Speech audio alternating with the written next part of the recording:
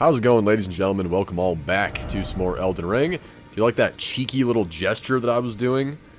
Pretty good stuff. But anyway, in this little chapter, we'll actually be tackling the content of the game, finally. We're not going to be running around doing more early game errand running. We've pretty much got all of those loose ends tied off, so we're going to start things off by rolling on over the gate front, and we're just going to kill everything here. And then we're going to grab some cool little items. But you see this guy with the trumpet on his hip. I think I already kind of explained this, but if you aggro this guy, he will first and foremost blow his stupid little trumpet, and that will cause every enemy in the area to aggro. We don't want that. We like to take enemies on one at a time whenever possible. Obviously, that's not always going to be possible, but whenever you can avoid getting into like a gang fight in this game, I would say definitely do that. If you've played a lot of Dark Souls throughout your life, like me, that kind of shit's just kind of ingrained within you. But the same rules still apply to Elden Ring. But yeah, we're just going to use the mace and just kind of casually run around and take all these guys down without getting into a big giant group fight. Look at that parry. That was probably the only successful parry I have ever done in Elden Ring. I'm not good at parrying in this game, dude. I don't know what it is about, like, my skill with parrying in From Software games, because I'm pretty decent at it in Dark Souls 1, but honestly, it's been so long since I played Dark Souls 2, I can't even really, like, remember the parry system in that game. Dark Souls 3, I was garbage at it. Like, I could barely parry in that game. I guess it makes sense because this game's combat is more or less kind of a successor to Dark Souls 3. Chop at these wolves, too. They're guilty of being annoying, but they usually won't kill you.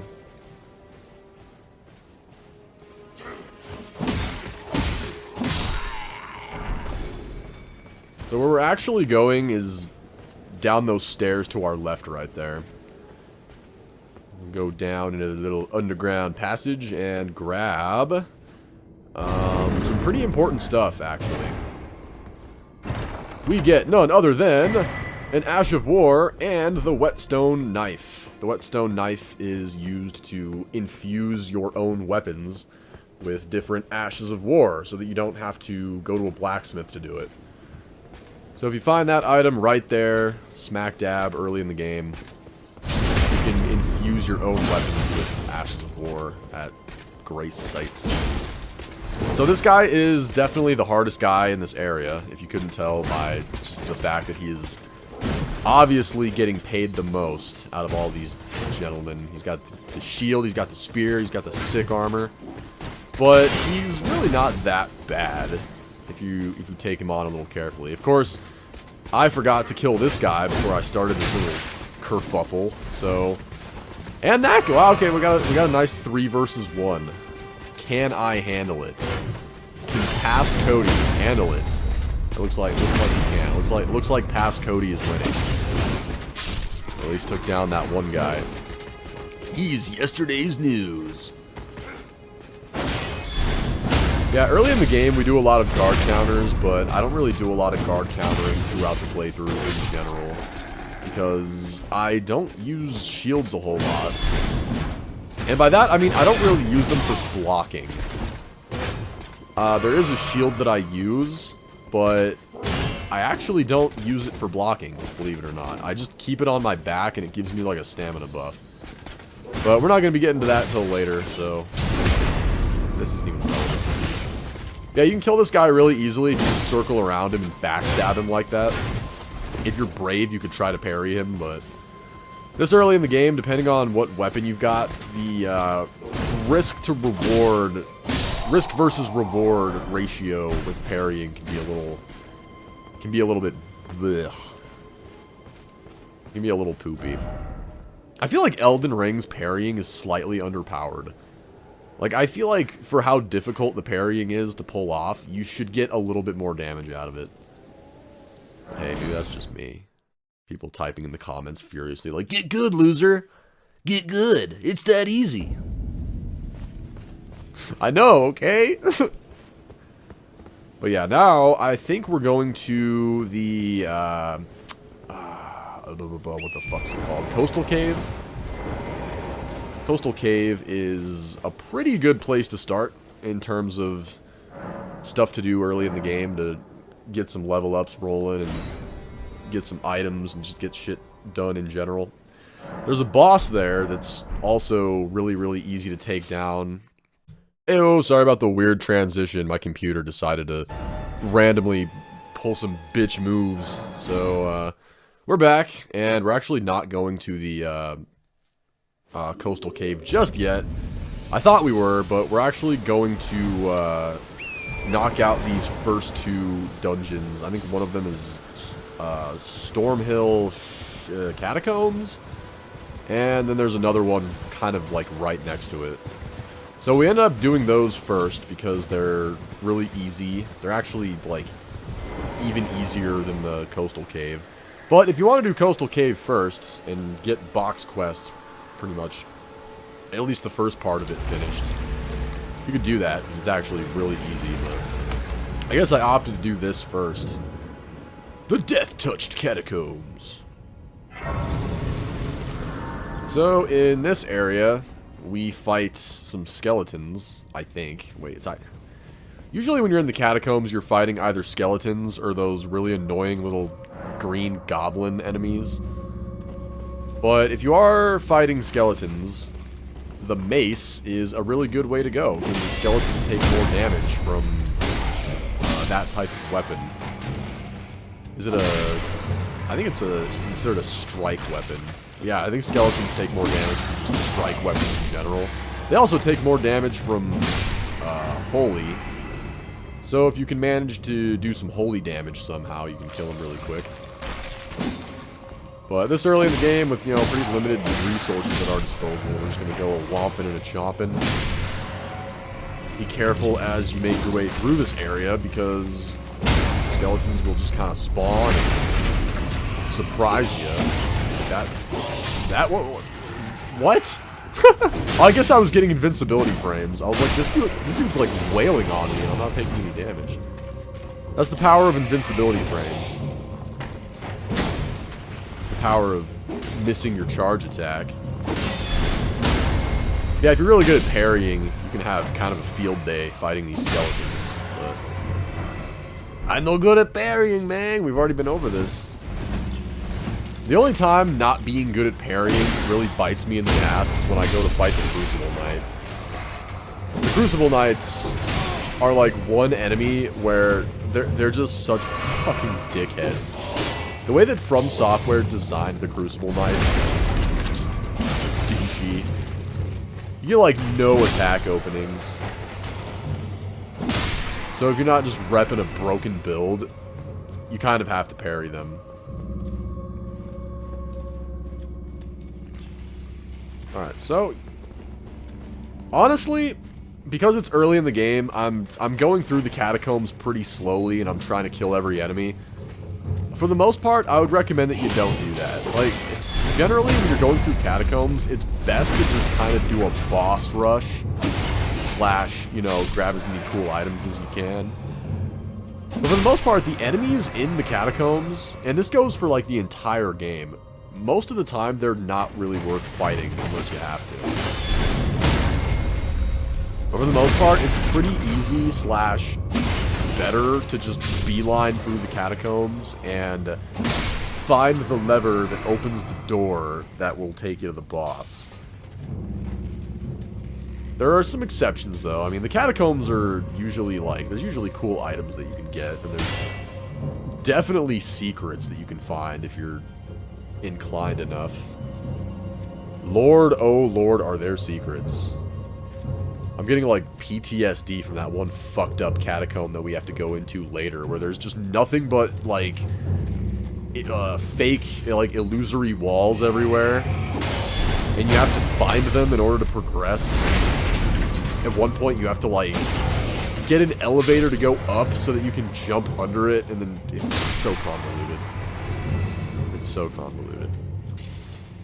But up ahead, we've actually got the lever that opens the boss door. I'm out here fighting spooky, scary skeletons like it's going out of style. Spooky, scary skeletons, shivers down your spine. Spooky, scary skeletons, have sex with your wife. Damn, I just took a fucking arrow to the neck. Our poor green protagonist. Alright, yeah, pull that lever, and that'll open the boss door, and that's pretty much the gimmick for every catacomb. There are some exceptions, like they're not all the same, but generally when you're exploring catacombs, your objective is A, find the lever, and B, go fight the boss. And C, try not to get lost, because some of the design that went into these catacombs is just absolutely galaxy-brained. Like, this little area that I'm about to go to is, like, super easy to miss. And it leads to the boss, so if you miss it and you just end up giving up and leaving, you just didn't even get to fight the boss in this area. Sorry about that burp. I'm trying to break that habit of burping into the mic, but at the same time, you know, it's just, who the fuck cares? Like, really. If you care, post a comment. And I swear to God, I will do it even more. I will literally do it more. I don't know why I went back to the Grace site. I guess maybe I was like, should I rest? It probably would have been wise, but... Anyway, you're probably wondering what I'm doing. You're like, wait, where's he going? He unlocked the boss. He's done, right? He can go fight the boss. No. We have one more thing we need to accomplish in these catacombs. And currently, dear viewer, I don't know where to go to do it. I'm lost, so I'm refighting the same skeletons. But I eventually figured out which way to go. I don't remember how long it took. I imagine it only took like an hour. I'm just joking. There's no there's no fucking way. If I got stuck on something for an hour like DSP gaming, dude, I would probably get a paternity test like, hey, can we all just confirm that Darkside Phil is not my father? I'm just slightly worried. Yeah, I'm looking for a very, very special item that's going to kind of help us create our start of the game build, if you will. And it's not a build that we use for very long. It's not even really much of a build anyway. It's just kind of a weapon combo, but anyway, yeah, we're looking for none other than the Uchi Katana. The dope-ass samurai katana sword that's in literally every From Software game. But this is where you need to go. You gotta find this slender little passage through here. And then you follow this little area, and some more enemies show up, but eventually you pick up the sword. And the Uchi Katana is good for me because I'm a big fan of bleed builds. I feel like I run a bleed build a lot when I play Souls-like games. But that's because it's fucking good, okay? You can call me a noob or a bitch or a pleb or a pussy or a pussy fart, all you want. But the thing is, dude, bleed builds are just good. They're good, alright? I like them. And I'm pretty sure the bleed build is what actually got me through Dark Souls 1 the very first time I played that game. And you know what weapon I used? The Uchi Katana! But yeah, I love the Uchi Katana. We're not going to be using it for very long because, you know, Bloodhound's Fang is better. But, speaking of the Uchi Katana, we need a little bit more level up points into strength and dexterity in order to use it properly. But that works out just fine and dandy because we need to level up strength and dex anyway to use Bloodhound's Fang. So, kind of killing two birds with one stone with that. Anyway, going into this boss fight, I can't quite remember what boss this is, to be completely honest, but I was getting ready to summon some spirit jellyfish ashes. Oh, is this a Black Knife Assassin? Yeah, okay, this is a Black Knife Assassin. Early on in the game, these guys are kind of a joke, but later in the game, you fight some more of them, and they get, like, really fucking annoying. They get a very, very annoying ability that we'll talk about later. For some reason, when you start this boss, this guy already has, like, a chunk of his health missing. And when I first saw that, when I first played this game, it scared the shit out of me, because I was assuming he would have, like, a really, really hard phase 2. But he doesn't. We kind of bully this guy with our jellyfish friend.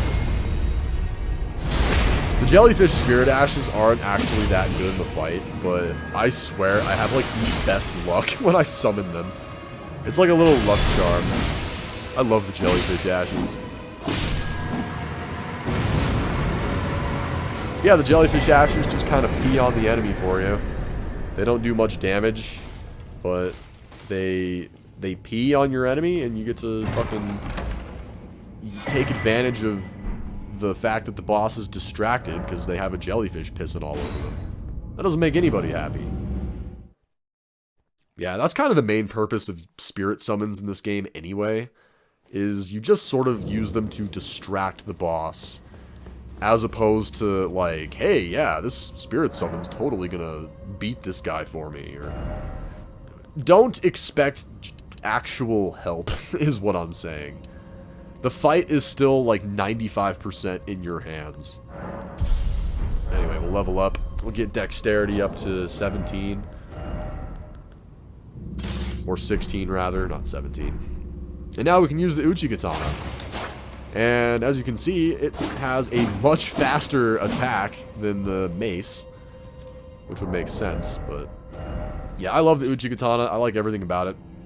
I like the moveset. I like the animations. I like the fact that it does bleed damage. I like the fact that it comes with a sort of cool Ash of War. But what we're gonna do now, at least I think I did this next, is we're gonna go gather the next step in making this Uchi Katana build really good in the early game. Really, really good, I tell you. So, we need to go commence that quest that we got from Kenneth Height. So, I think we're going to Fort Height. Is that what I'm doing? Should be what I'm doing. We're taking a stop at the Church of Ella first. No, we're going to Round Table. My synapses completely failed me on that one. Alright. Oh yeah, I think I was going to upgrade the Uchi Katana. Little pro tip in Elden Ring, do not be afraid to upgrade your starter weapon. Do not be afraid to do that, because that shit'll get you through. Good to see you again. Thank you very much. There's Roderica. I have you to thank, don't I? For persuading Master Hugh. I can happily announce that he has taught me the noble toil of spirit tuning. I'm as yet unsure of what I might be able to accomplish, but if I might be able to help you all, I'd certainly like to try. And if there's any chance to ease the suffering of my dear men who were grafted, well, I certainly must try. Roderica, the Spirit Tune Apprentice. Pleased to make your acquaintance. Alright, now Roderica can be used to upgrade your spirit summons. Basically, you use these weird items called Grave Gloveworts, or Ghost Gloveworts. I think I'm saying those words correctly. Yeah, you bring those to her and she'll upgrade your spirit summons, kind of similarly to how you bring your smithing stones to a blacksmith to upgrade your weapons. Well, I took you for dead. Speaking of upgrading our weapons, lay out your arms then. Like I said, there's a couple different blacksmiths in this game. And, you can also upgrade your own weapons at the smithing anvils, but Hugh is pretty much my go-to guy. Also, I know that we, like, sort of missed a dialogue with him just now, but don't worry, we'll come back to it. We didn't actually miss it. We ended up talking to him later. But yeah, him and Roderica develop a pretty wholesome little dynamic. It's one of the only From Software quest lines that doesn't have just like a shitty, sad ending. So I guess we got to appreciate it for that. But anyway, we're going to Fort Height. We're going to go help Kenneth Height liberate his lost fort. We're going to defeat the bullies who took his fort. In service of the great Kenneth Height. He has kind of a silly voice, wouldn't you say? But yeah, we'll help him out. All we got to do to complete this quest line is frolic on up to his fort and make our way through and pretty much just kill everything. I know this area looks kind of tough because there's a lot of enemies. Plus there's that giant pumpkin head guy, but these guys really aren't that hard. It's pretty easy to take him out either one-on-one or two at a time. Also, there's a bunch of people at the front of the fort who are, like, battling, and they kill each other a lot, so sometimes get some free runes out of that. But yeah, the pumpkin head guy, if you hit him in the head, you do no damage, because he's got a giant thing on his head. It's not a pumpkin, but I don't know why these enemies are called pumpkin heads, but that is in fact what they are called. I'm not making that up. It does look like a pumpkin, though. Yeah, as long as you're careful, you can take that guy down. If you don't feel like fighting this guy, you don't have to, and you can just sort of sneak by and make your way into the fort. But I like to kill him, so yeah, you get some runes out of it. Alright. So, on this part, there's a bunch of dudes situated up on these platforms above you, and they are dropping firebombs down at you. So that's pretty sweet. I can't remember what they're called in this game. In Dark Souls, they were called firebombs, but I think in Elden Ring, they're called something different. They're called, like, fire pots or something like that. But we'll just kind of carefully make our way through here without getting fucking Randy Orton RKO'd from above. Just trying to take cover right there, you jerk. That guy threw that right at my balls. Whatever, we'll chug our flask of wondrous physic. Also gotta fight some stupid rats here. I'm just like, I don't even care about fighting the rats in this game. Like, I can't even remotely consider them an inconvenience because in Dark Souls 1, the rats fucking poisoned you. And that shit was so goddamn annoying. I know I've already brought this up, but I literally just hated the rats in Dark Souls. There was that one part, like, early in the game where you are just kind of making your way through, the last, or I think you're making your way into the Undead Burg, and you gotta, like, get through that little sewer, and there's just, like, 6 rats in there waiting to just bite you and poison you. And when you're that early in the game, you have literally no way of curing the poison. No magic, no, what the fuck item you needed to cure poison. You didn't have any of that. So if you got poisoned, you literally had to, like, run all the way back to the bonfire just to reset your status. It was so fucking annoying. I'm so glad they got rid of, like, poison rats. And I'm pretty sure the rats could still poison you in Dark Souls 2. But I think starting in Dark Souls 3, they got rid of rat poison. Alright, so now that we have fought our way to the top level of the fort, we have got to fight this guy. And if you saw that, yeah, that move that he just did, that's what we're after. Because by killing that guy, we earn that move. And we get to put it on our Uchigatana. That was so badass. How he just jumped down after me and didn't take any fall damage or anything. He was just like... What a fucking pro.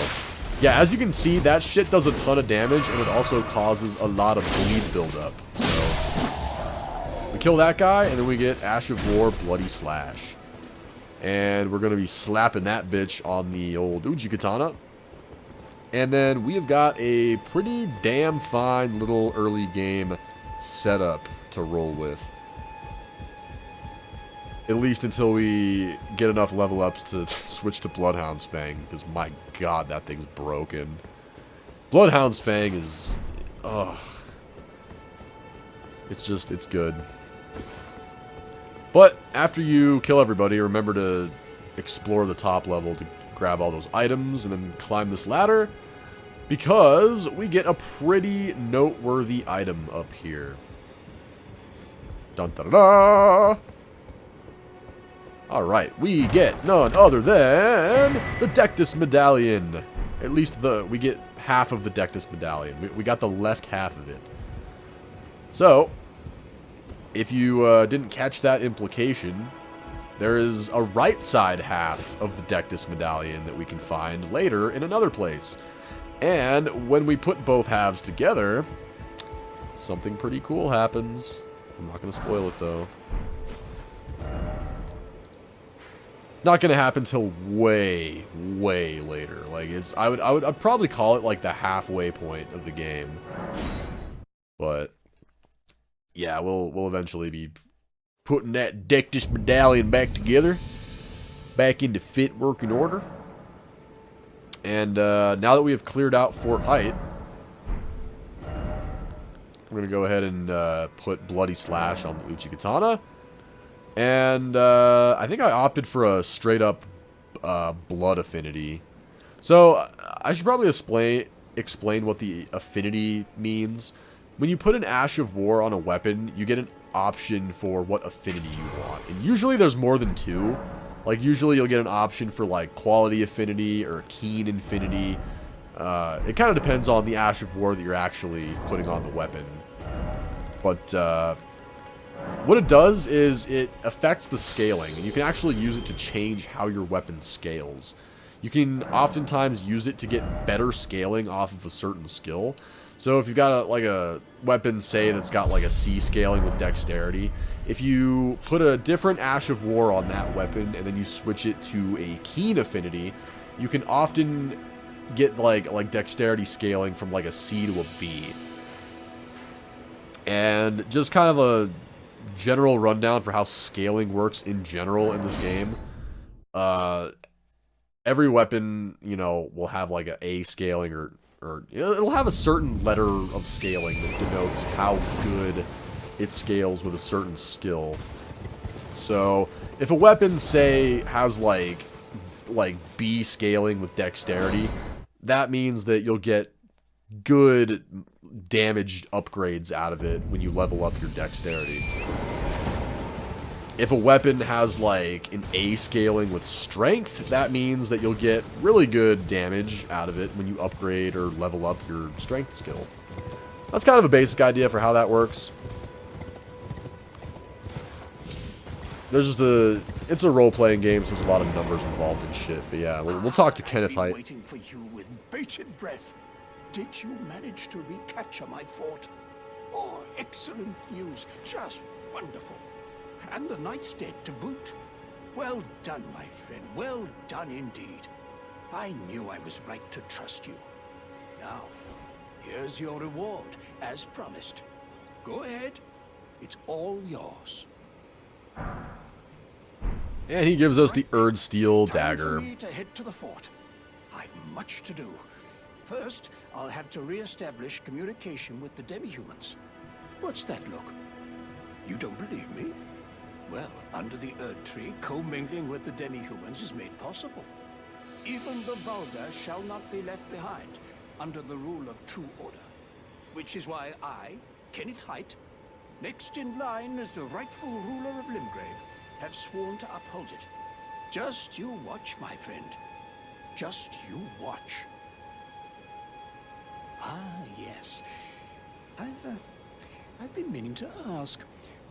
Would you like to enter my service? I see bright things in your future, stout warrior. Enter into my service and learn the workings of the Erd Tree's true order. And who knows?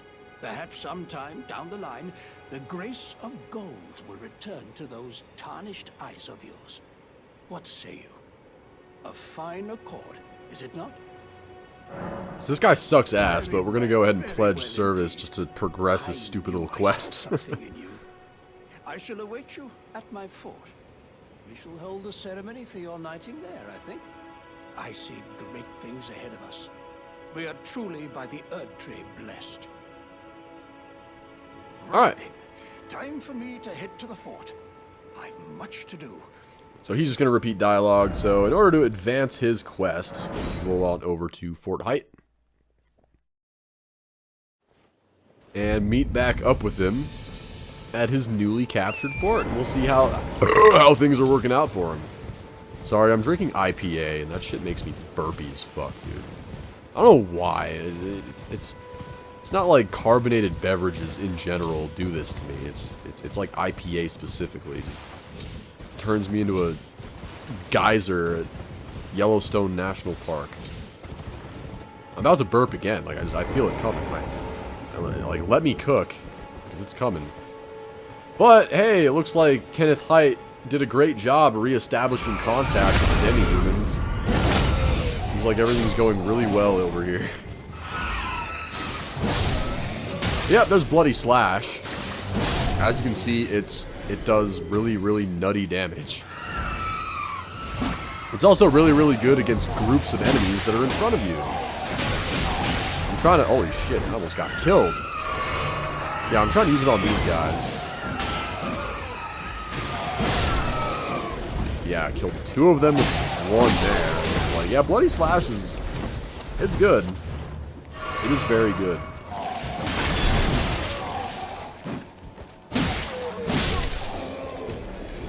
I like how the katana moveset in this game is the exact same as Sekiro.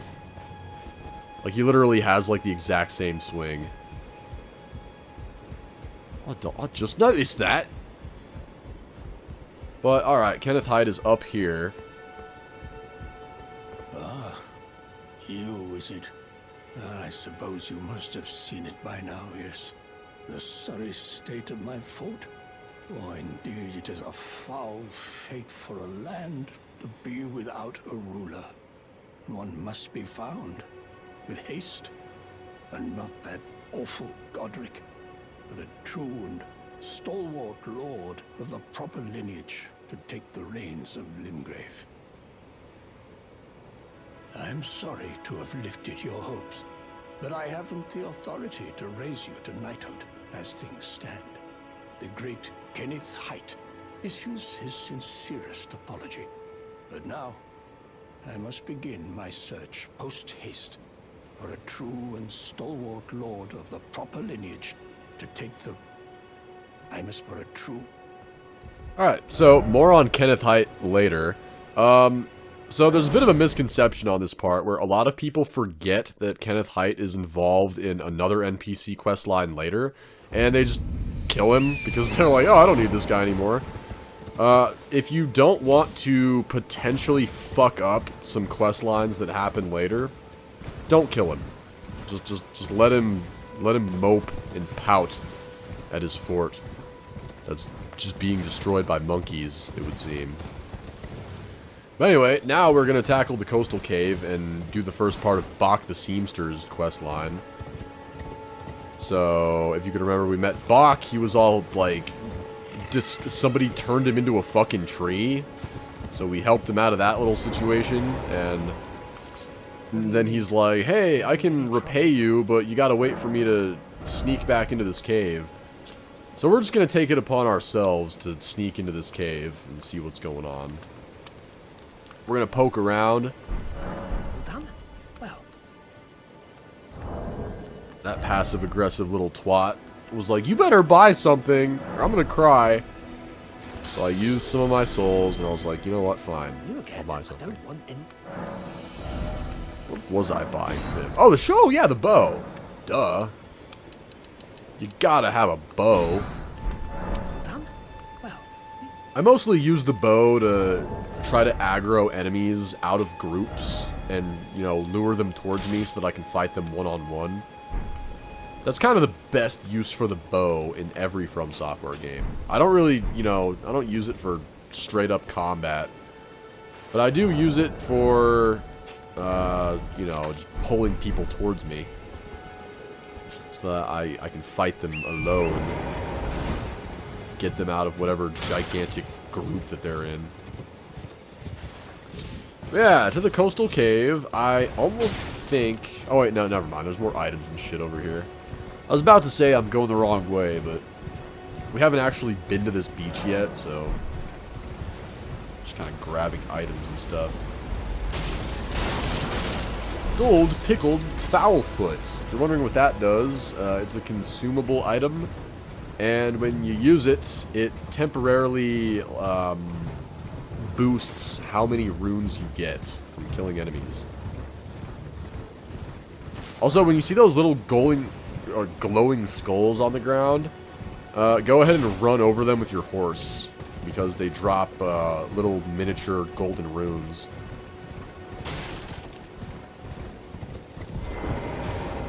I think those are worth like 200 a pop, which isn't a whole lot, but they definitely add up.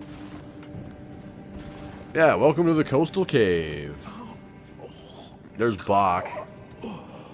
Oh. What are you doing here? You must leave this place at once.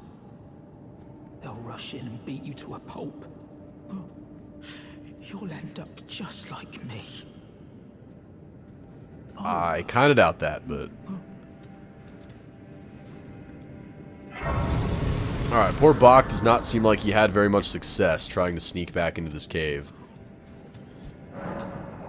They smelled his farts and they came and kicked his ass, and now he's just laying there, I guess. Alright. It's alright. We'll fucking right these wrongs ourselves. Why wait for Bach to pay us back when we can pay ourselves back? Yeah, this is where the lantern becomes useful, because you can pop that baby on and just have a little light source on the go so that you can actually fucking see. Because otherwise, you have to use a torch to see in the caves, and that kind of forces you to sacrifice being able to use your shield, which is not great. Early in the game, I like to use shields just so I can guard counter. But later in the game, I kind of just gravitate towards rolling, which is kind of better. Elden Ring has really smooth rolling mechanics, too. Kind of like Bloodborne in that regard. I think playing Bloodborne so much, just in general, got me better at rolling in From Software games. Because in Bloodborne, there are no shields. You kind of have to roll in Bloodborne. Like, there's no ifs, ands, or buts. But anyway, here's the boss. And this boss is a duo. It's a 2 versus 1 fight, unless you summon. But I didn't really want to summon, so... Yep, we've got to fight 2 demi-human chiefs. But if you kill this first guy quick enough, and you sort of stay in this little general part of the cave, you can actually kill the first guy without the second guy even aggroing. Actually, pretty easy to do. Yeah, look how much damage that Bloody Slash does against the boss. Jesus Christ. It's a 3-hit kill on the boss. It's literally a 3-hit kill. Yeah, down goes the first demi-human chief. This guy actually almost killed me, but I think I got... Yeah, I did get away. Look at that shit. Missed my Bloody Slash. That was kind of shitty. Yeah, these guys are really aggressive, and their attack combos go on for a while, so be aware of that. Other than that, they're really not that bad. Also, something I really need to mention about Bloody Slash, every time you use it, it takes a little bit of your health. As you can see, Bloody Slash literally consumes your health. So if that's not something that you're mentally prepared for, don't use it. Yeah, down goes the double demi-humans. And then these guys just sort of surrender, but I like to run around and kill them, you know, because this early in the game, we need to get all the runes we can get. Every rune counts.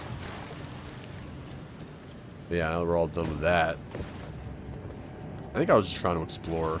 If you keep going, the coastal cave actually does lead you to that little island off the shore. that you can see on the map, but I didn't go there yet for whatever reason. I can't quite remember what's on that little island. I think it might be like a... I want to say there's a church over there.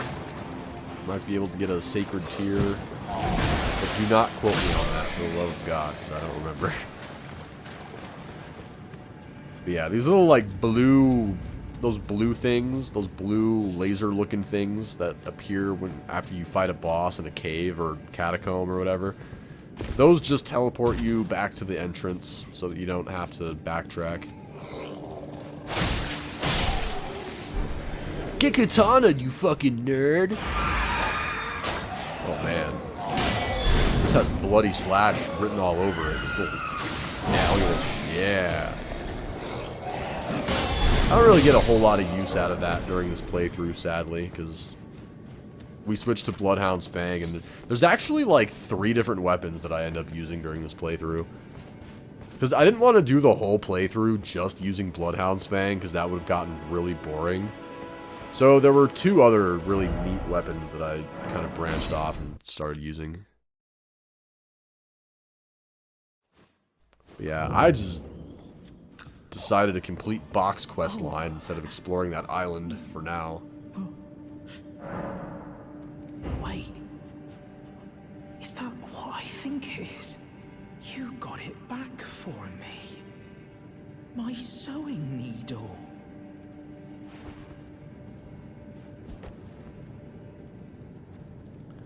So we can give him his sewing needle back after we obtain it from that boss.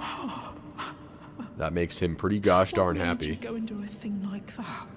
My mum was a seamstress, and that sewing kit was all I had to remember her by. I always wanted to be just like sweet old mum. Then I suppose I can't just curl up and die, can I? Thank you. You're very kind. I always wanted to be a seamster like my mum. Then I suppose Alright, well, there finishes the first part of box quest line. And then we'll be bumping into him quite a bit throughout the game, intermittently. I want to say the next time we see him is after Stormveil. And there'll be some slightly new developments there, but... Alright, I think I need to get strength up to 18 to use Bloodhound's Fang, so I went ahead and did that. And with our dexterity and our strength requirements all in check, we could actually... I think I could actually use that weapon. I don't know if I did. I don't know if I immediately made the switch or not. I can't remember. But it's totally possible. This might have been the end of this recording session, too, where I was like, alright, this is the end, but it's alright. The show must go on. We'll record a little bit into this one. But yeah, there's my little hello gesture at the start of a new session. And, now we're going back to Round Table Hold. I think I started upgrading Bloodhound's Fang. Because I already had somber smithing stones. Well, I took youth no matter how you And then we could switch to that sword and just with the girl. go She has nuts. a gift, so I told her everything I know. I'm indebted to a spirit tuner I met long ago. It was all I could do to honor her. I'm sorry I doubted you. Alright, more on that later, but... Yeah, we could use our somber smithing stones to upgrade Bloodhound's Fang, but we also need runes for that, so I'd use some runes out of my inventory. Because I'm poor as fuck, because I just leveled up. But yeah, you do need some runes when you upgrade your weapons too. It's not just like upgrade materials and that's it. You need runes too, because obviously you gotta pay the man, because he's providing a service. Oh, I actually needed one more level up into dexterity. Which I probably just went ahead and did that too.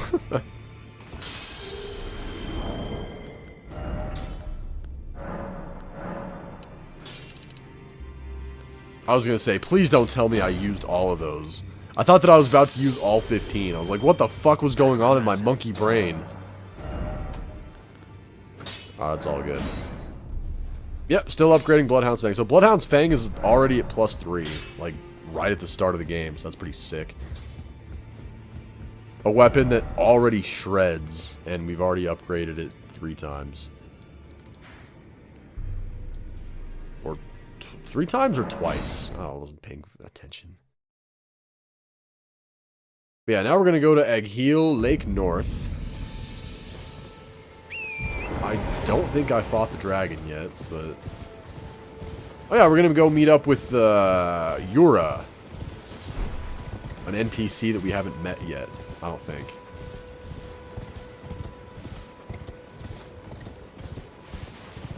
He's got a cool hat. And he kind of sounds like Liam Neeson. You must be the new Tarnished. Told You ya. did well to steer clear of Eggheel Lake, fledgling. The dragon roosts there, and it's as fearsome as it is majestic.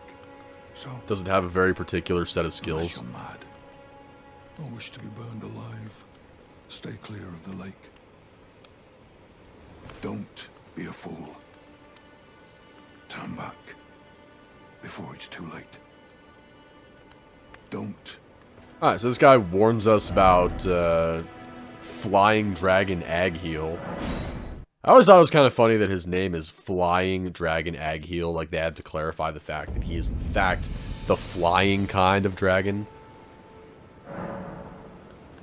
But whatever. We're going to wait till daytime, because we don't want to accidentally piss off the nighttime enemies. There's also different bosses that appear at nighttime, too.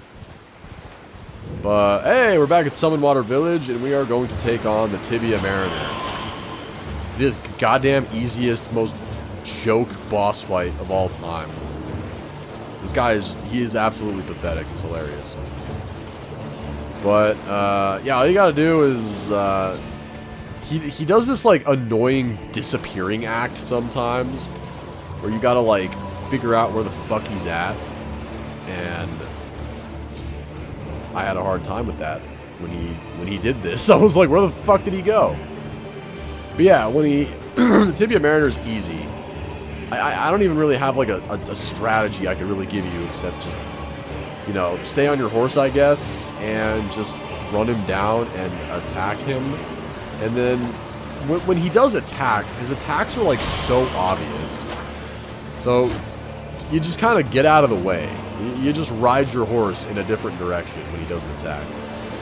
My favorite thing that the Tibia Mariner does is he does this thing where he spawns a bunch of enemies and then kills them. Yeah, look.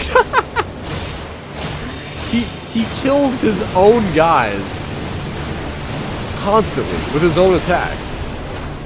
Because all of his attacks are basically AoEs. So if there's any enemies in your vicinity or his vicinity, he just obliterates them with every attack. He's gonna do it again. He's gonna spawn more shit. But as long as you stay sort of close to him and you dodge his attacks, he never hits you, and he always just ends up killing all of his own guys. Check this out. Look, look, look. It's gonna happen again. I fucking told you. Look at that shit. This man sucks at Elden Ring. Yeah, he kills his own guys a lot, and I think that's funny. I don't know why.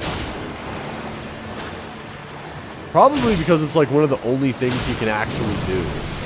Like he uses his boat to try to hit you, but if you can't dodge that attack, I'm willing to bet you probably never passed gym class in middle school. But down goes the Tibia Mariner. Enemy felled, indeed. Yeah, he's basically a free kill. But by killing those guys, you pretty much always get a death route. And if you can remember from our little early game escapades, we could give those to Gurok, the beast clergyman. Oh boy. I think that's the first death route that we picked up. So go ahead and hand that to our friend. Oh no, we have 2. Never mind.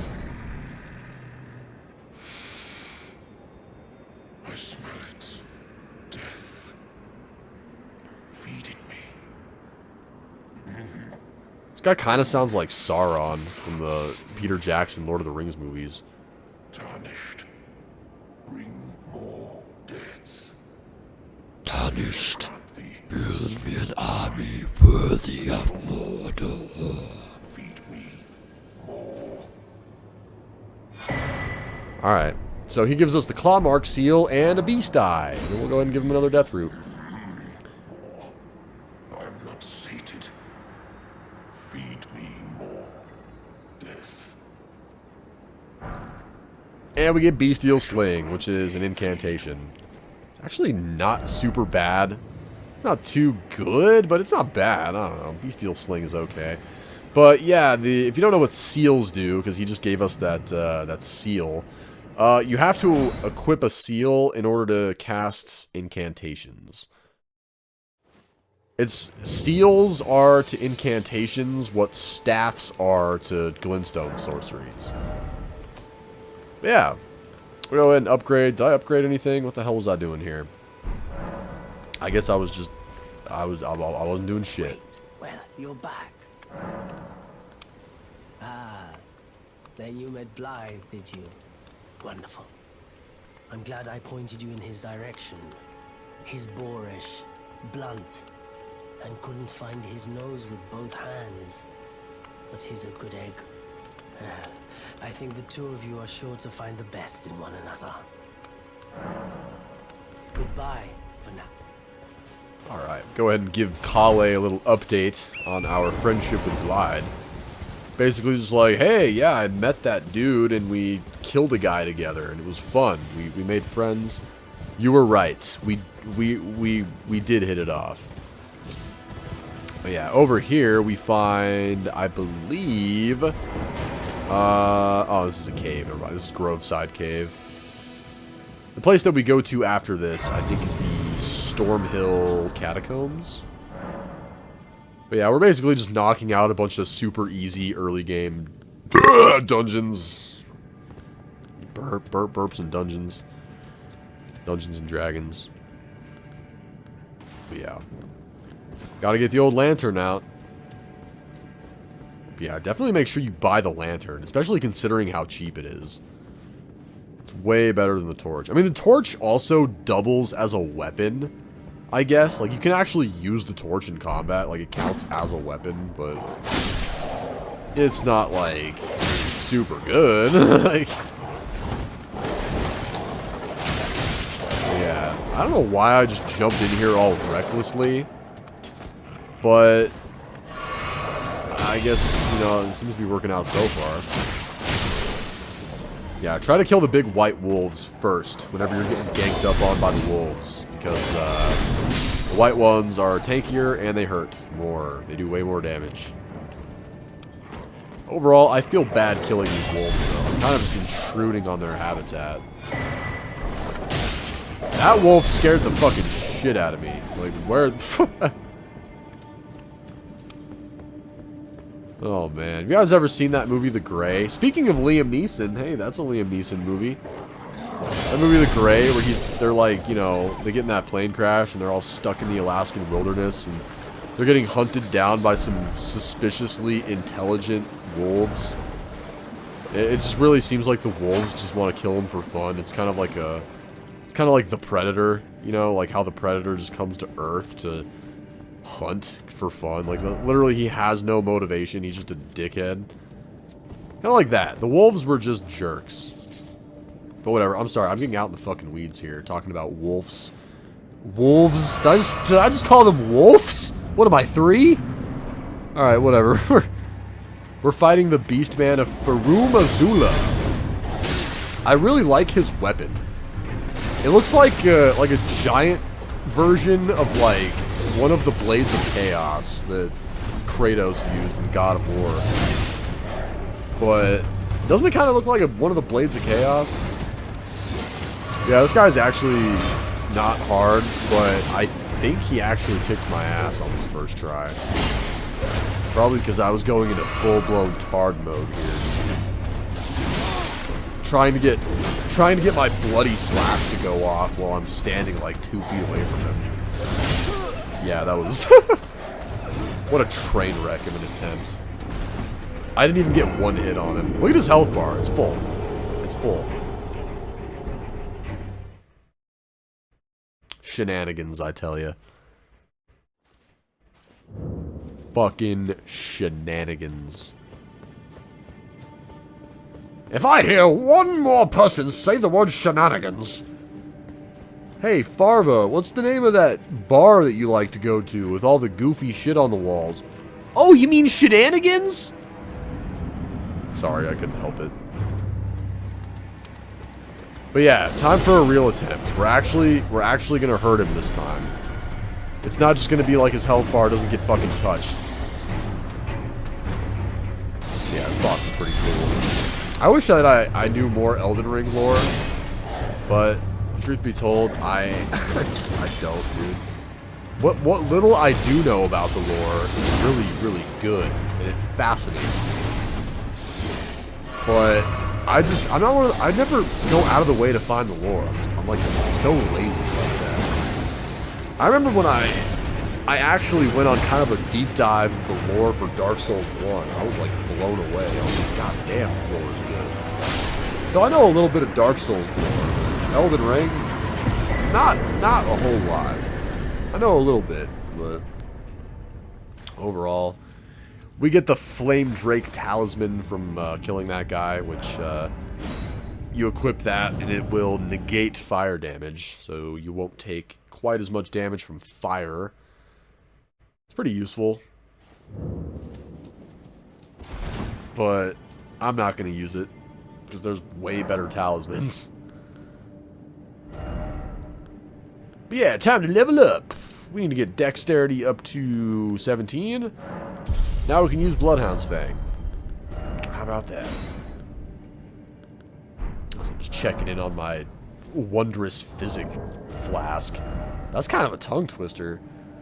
Wondrous Physic Flask. Okay, never mind. It's not. I'm just stupid. But hey, there's Bloodhound's Fang. And what's cool about this weapon, aside from the just basic moveset, is Bloodhound's Finesse, the Ash of War that comes standard equipped with this weapon. Sadly, you cannot change it, but you don't really have to because this move that I'm showing off there is really, really, really good. It does a ton of damage, and it also doubles as a dodging maneuver if you do it correctly. Yeah, we're just testing out the damage on the Fang here. Finding some random enemies to test out the damage on the Fang. But yeah, as you can see, it does a lot of damage. And the other cool thing about Bloodhound's Fang is that it also causes bleed buildup, just like the Uchi Katana. So it does bleed buildup. It's got a really badass weapon art. It does a lot of base damage with its regular moveset. Overall, it's a real good weapon, and it will carry you through the entire game if you upgrade it properly and continually scale into it. But yeah, welcome to the Stormfoot Catacombs. I believe this is a skeletons area. I can't remember if they're skeletons or goblins. I'm assuming it's going to be skeletons, though. So we'll do another little level up. Level up once again and take on this little area. Look how cool Bloodhound's Fang looks. It's such a sick-looking sword. It's just a giant curved... It looks like a big old, like, elven sword from, like, Lord of the Rings or something. But yeah, we're going to go ahead and hit that guy with an arrow before he wakes up and attacks us. These little goblin enemies are so fucking annoying, dude. Like, they do bleed damage, and they have really annoying movesets. They're really not hard to fight at all. They're just annoying. They're not hard. Difference between hard and annoying. I have a little ranged battle duel with this guy. I probably should have just locked onto it manually. But yeah, this little bitch ass tries to ambush you when you come in. Even when you block their attacks, they still, like, somehow inflict bleed. Which is stupid. I don't understand it. but you know what? That's fine. But yeah, this is gonna go down pretty similarly to how we did the previous catacombs, where we just kind of go through the area, kill enemies, pull the lever, fight the boss. I don't remember what boss is in this particular catacomb, but generally the bosses in the catacombs are all pretty easy for the most part. And by that, I mean they usually don't have like a ginormous health pool. Their attacks can absolutely like 1 or 2 hit kill you, but in terms of HP, you're pretty much good to go. You shouldn't really struggle too hard on any of the catacomb bosses or cave bosses. Try bow. Alright, yeah, so this is genius. You can use your bow and arrow to shoot that little tower over there, and what it does is it causes the tower to sink into the floor so that it can no longer shoot flames at you. And then you don't have to worry about having to juggle the timing. Because otherwise, this area turns into kind of a movement puzzle, and you have to, like, time your movements a certain way or else you get burned. But what happens is, if you attack those towers, like you can hit them with your sword or hit them with an arrow from your bow, they immediately sink into the floor and you don't have to worry about them. So that's a pretty sick way to not have to, you know, either die by burning or slowing yourself down significantly, because you have to wait for the flames to turn on and off. I don't know why I didn't guard counter that. But yeah, when you attack the tower, it comes back up.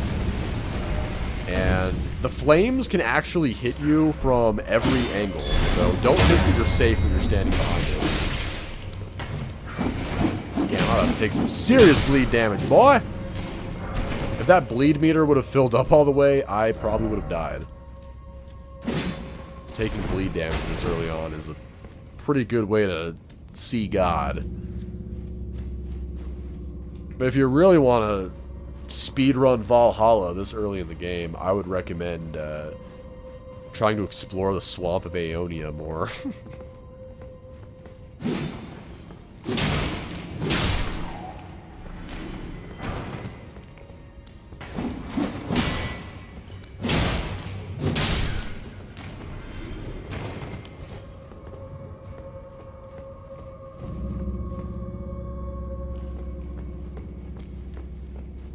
Overall, I think the heater shield is pretty good. The heater shield was in Dark Souls too, so that's another like recurring item of From Software games, I guess.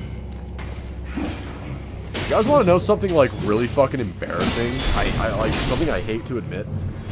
So I've played and beaten Dark Souls 1. Like, I've probably played through Dark Souls 1 probably like 10 fucking times, like, not even joking. But, played through Dark Souls 1 a bunch. I've beaten Dark Souls 2 just once. I think I only actually played through that game one time. And then there was Dark Souls 3, which I played through and beat like 3 times, I think. And then there was Sekiro. I beat Sekiro a couple of times, like, multiple times. I've beaten pretty much every From Software game except Demon's Souls multiple times. And I have never, in any one of my playthroughs, found the Moonlight Greatsword. And it's in, like, every game. Obviously, I don't think it's in Sekiro, because that wouldn't make any sense, but the Moonlight Greatsword is apparently in every single FromSoft game, and I have never found it. I do not know how to get the Moonlight Greatsword. It's probably in Elden Ring, too, but no idea. I would love to find the Moonlight Greatsword. I should do, like, a Moonlight Greatsword build someday and really just figure this shit out. But this boss is the... Oh, I hate these fucking guys. The Erdtree Burial Watchdog. They're actually really easy because they don't have much health, but man, their attacks are shitty. A little sword slam attack. The thing that's nice about the Erdtree Burial cat thing. I don't know why they're called watchdogs when they look like cats. Like, look at that thing. That's a fucking cat. That's not a dog. It's not a watchdog. Don't fuck with me. But their animations are really stilted, and sometimes it's kind of hard to tell like what attack they're about to do, or like when exactly it's gonna land. But the saving grace to those guys is they are overall just easy. They're not very tanky.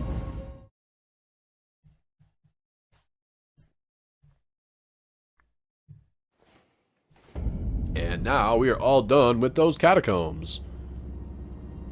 How much more is there to this video? Oh, there's a lot. There's a lot. Stormveil Catacombs, done. So yeah, I pretty much just knocked out, like, the majority of Limgrave. If not, like, pretty much the entire region, all of its dungeons and shit, before we rolled up to Stormveil Castle.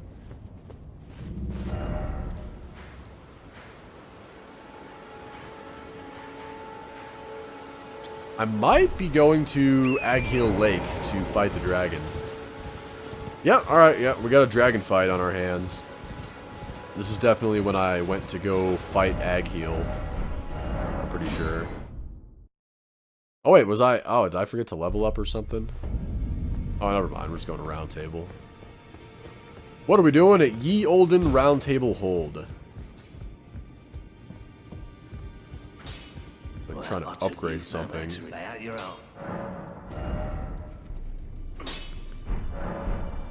I guess not. I can't tell what I'm trying to do.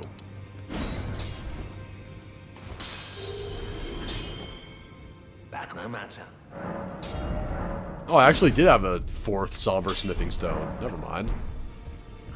I didn't realize I had that 4th one, but hell yeah. Alright. Bloodhound's Fang. So we're doing 293 damage with this thing, which is pretty nutso at the start of the game.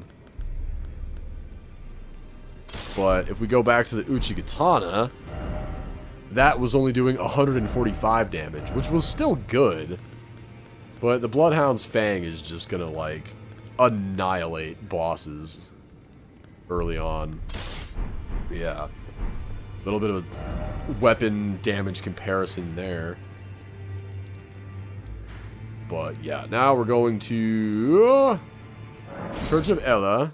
And I think this is where we took on Agheel the dragon, who is actually pretty easy.